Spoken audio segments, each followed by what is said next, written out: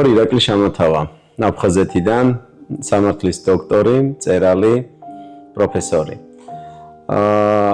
1993 წელს 5 წლის ვიყავი. ომმა ბავშვობა წამართვა და ჩემი პირველი წიგნიც ავტობიოგრაფიულია სახელწოდებით ბავშვობა დაკარგული თაობა.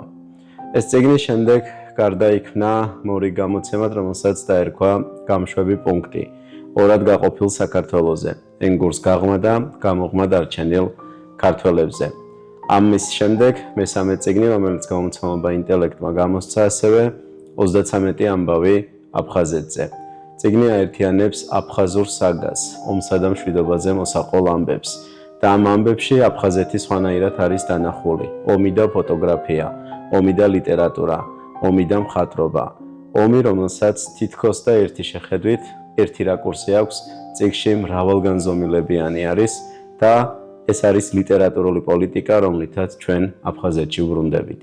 პირველი ლიტერატურული ამბავი ძალიან ადრეულ წლებში იყო, ზუსტად არ მახსოვს, ალბათ ვიქნებოდი 10-11 წლის. ქალაქ ფოთს ეწვია უხუცესი პოეზიის დედოფალი ანა კალანდაძე, რომელთანაც შესახვედრად მთელი ღამე ემოციებში ვიყავი და ამ საოცარ პოეტთან შეხვედრის შემდეგ რატომღაც მომინდა რომ ლექსად დამეწყო ჩემი ამბების მოყოლა. თუმცა იმასაც მივხვდი რომ ძალიან მალევე რომ პოეზია სულ სხვა შესაძლებლობა არის, სიტყვასთან სხვა ოსტატობაა საჭირო და ცუდი ლექსის წერას ვამჯობინე შემეწყვიტა ლექსების წერა. ალბათ ეს ერთ-ერთი ყველაზე კარგი გადაწყვეტილება არის, იმიტომ რომ ჩვენს რეალობაში იწერება ყოველდღიურად 10,000-ობით ლექსი, თუმცა კარგი ლექსი არის იშვიათობა. სკოლის დამთავრების შემდეგ პირველი ისტორიული რომანი იყო ჩემი გამოცემა დემნაუფლის წულის შესახებ, რომელსაც აღმაშენებლის სახელმწიფო პრემია მიენიჭა და ვფიქრობ რომ მაშინაც ნაჩქარევი იყო ისტორიული რომანით ამბის დაწყება, თუმცა მივხვდი რომ პროზა არის ის თავშესაფარი, სადაც კომფორტულად ვგრძნობ თავს და შესაძლებლობა მაქვს გავაცოცხლო როგორც კონკრეტული ამბავი თუ ისტორია, ისე ზოგადად ის წუხილი, ის ტკივილი, რაც ლიტერატურისთვის არის სახასიათო. და მაინც ჩემი მთავარი ამბები იყო ის მოუყოლელი ამბები, რომელიც 90-იანების საქართველოს აწუხებდა და მათ შორის მეც, ჩემი ოჯახისთვის და ზოგადად ჩემი ქვეყნისთვის უმძიმესი, ტრაგიკული ამბები, რომელსაც დავარქვით ომსა და მშვიდობაზე მოსაყოლი ამბები და პირველი ტექსტიც სწორედ დაახლოებით 20 წლის ასაკში ნოველის სახით დაიწერა. ამ ნოველას ერქვა დაკარგული სამოთხის ძიებაში. ეს ჯონ მილტონისეული ერთგვარი გაცოცხლება იყო აფხაზეთის, იმიტომ რომ 5 წლის ასაკში წამოვედით აფხაზეთიდან და დევნილობა, რომელიც აგერ უკვე 30 წელზე მეტ ითვლის, ჩემთვის მილტონის სამოთხეში დაბრუნების ერთგვარ ვარიაციად იქცა და ჩემს სიზმრებში ალბათ ხელოვანისთვის ყველაზე მთავარი არის სიზმარც ხატში მოსაყოლი ამბები ჩემს სიზმრებში. მე ისევ ის პატარა ბიჭი ვარ, რომელიც ჯერ კიდევ ქართულს ეუფლება, რომელმაც არ იცის წერა-კითხვა, მაგრამ მოსაყოლი ამბები საკმაოდ ბევრი აქვს და ეს მოსაყოლი ამბები ომამდელ აფხაზეთს ეხება ისევ, ანუ მეხსიერებაში დარჩენილ აფხაზეთს. გამშვებ პუნქტში მაქვს ერთი ასეთი ტექსტი, ბავშვობაში ვთამაშობდით გვირილებით, რომელზეც თითქოს ვკითხავთ, ვუყვარვარ, არ ვუყვარვარ და გვირილასთან ჩვენი ბავშვური თამაშობა იყო, დავბრუნდებით, არ დავბრუნდებით. ბათუმი ჩემთვის არის სიზმრებში დარჩენილი სოხუმის ანარეკლი. ჩვენ ომის შემდეგ სწორედ ზღვისპირეთი ავირჩიეთ საცხოვრებლად. ქალაქ ფოთში მაქვს სახლი, უკვე მორიგი ბავშვობის სახლი და ზღვასთან სიახლოვე ჩვენთვის მაინც დევნილებისთვის ერთგვარად შინდაბრუნებისთვის ისეთი რაღაც კომფორტული კომფორტის განცდას ქმნიდა, იმიტომ რომ დაბრუნების ერთ-ერთი მეთოდიც არ არის მარტო ენგურის ხიდის გავლა, შესაძლებელია ზღვით დავბრუნდეთ სახლებში.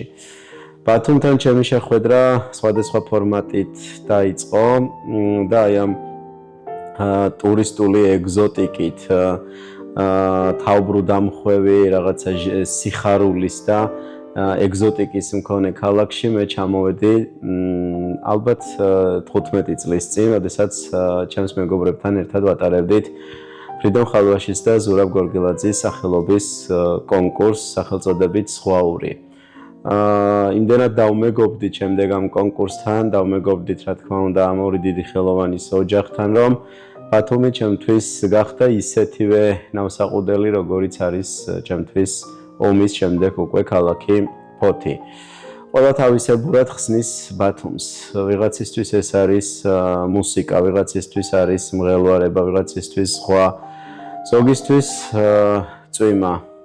თუმცა ბათუმი ალბათ ჩემთვის არის ის ადგილი, საიდანაც ერთ დღესაც გავა გემი საყვირით და ბათუმი სოხუმის კომეტა, რომელიც სიხარულით დააბრუნებს აქედანაც ჩვენს თანაქალაქელებს, ამიტომ მე ასეთ გეოგრაფიულ არეალებში, სადაც ზღვა მეტად მღელვარებს, დაბრუნებას ვხედავ გარკვეულწილად სახლში მისასვლელ გზას, ამიტომ ბათუმი ჩემთვის მეორე სახლია. ფესტივალი პირველ რიგში შესაძლებლობა არის ადამიანებმა ერთმანეთი დავიბრუნოთ, იმიტომ რომ ეს ხიდჩატეხილობა, რაც ჩვენი ქვეყნის გარკვეულწილად ტრაგედიის განმაპირობებელიც არის, ანგრევს ადამიანურ ურთიერთობებსაც და ხელოვნებას აქვს ის ძალა სხვადასხვა შეხედულებების, სხვადასხვა მრწამსის, სხვადასხვა ღირებულების ადამიანები მოლაპარაკების მაგიდასთან დასვას. ამიტომ შემოდგომის სერენადა არის ერთ-ერთი შესაძლებლობა, კარგი შესაძლებლობა ხელოვანებმა ვთქვათ ჩვენი სიტყვა, ჩვენი სიყვარული გამოვხატოთ ერთმანეთისადმი, იმიტომ რომ როგორც გურამ დოჩანაშვილის ერთი კარგი ფრაზა არის, სწორედ სიყვარული ატრიალებს დედამიწას და თუ ხელოვნებამ ეს სიყვარული არ გამოიყენა ზოგადად ყველაფრის წინააღმდეგ, ანუ სიყვარული არის ძალაც, შესაძლებლობაც, ინსტრუმენტიც, იარაღიც, რომელსაც ყველაფრის მობილიზება შეუძლია. ამიტომ შემოდგომის სერენადა არის ერთ-ერთი კარგი შესაძლებლობა განსაკუთრებით რეგიონალურ ჭრილში, იმიტომ რომ დედაქალაქებს აქვს საერთაშორისო ფესტივალები, ბევრი ასეთი ლიტერატურული ფესტივალი არის, თუმცა ბათუმისთვის ეს არის ფაქტობრივად ახალი სიტყვა. და წარმატებას ვუსურვებ პირველ რიგში ორგანიზატორებს, არაჩვეულებრივ პოეტს, ჩემს მეგობარს როია ბუსერიძეს, მწერალთა სახლს და ყველა იმ უწყებას, რომელმაც ჩადო თავისი მაქსიმუმი ამ საერთაშორისო ფესტივალის ორგანიზებისთვის.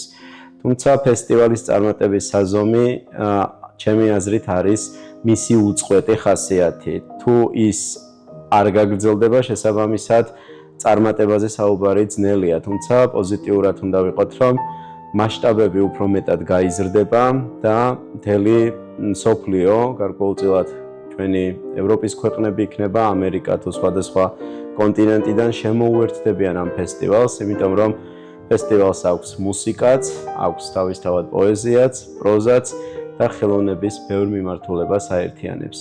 ტექსტი დაიწერა 2 წლის წინ ესპანეთში, ლა კორუნიაში.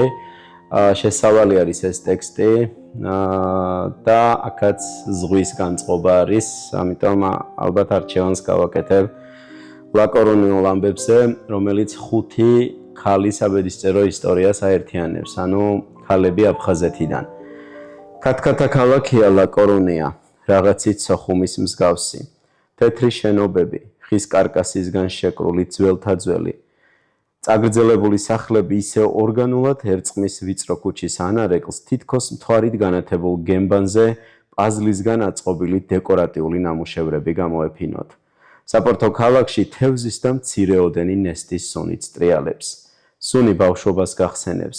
იმ ბავშვობას წლების წინ ზღვისპირეთში რომ დატოვე. საქსაფონისტის ხმა უმნიშვნელოდ არღვევს ქალაქის მყუდროებას. ამ ხმაზე საქანელასავით ირწევიან აფრადაშვებული ხომალდები. სითეთრის და მქრქალი სინესტის ქალაქია ლა კორუნია, რაღაცით ფოთის მსგავსიც. ოქტომბერია. საზღვაო სეზონი დასრულებული, მაგრამ ნარინჯისფერ მოლურჯოს არაფნებს. ხავერდოვან შორტებს, საზღვაო ტუნიკებს, სანდლებს და ესპადროლებს მაინც ხშირად მოკრავთ თვალს. საღამოობით ლამპიონების შუქი სანახევროდ იპყრობს ოკეანეს და ეს დაპყრობაც ისეთი შემზარავია, როგორც სიტყვა ოკუპაცია, რომელიც არსად ტოვებს დევნილს. და სულ რომ მარკო პოლოსავით სამყარო კიდით კიდემდე მოიარო, ჯომოლუნგმა ან ჰიმალაი დალაშქრო, დევნილობაზე აუტანელი არაფერია.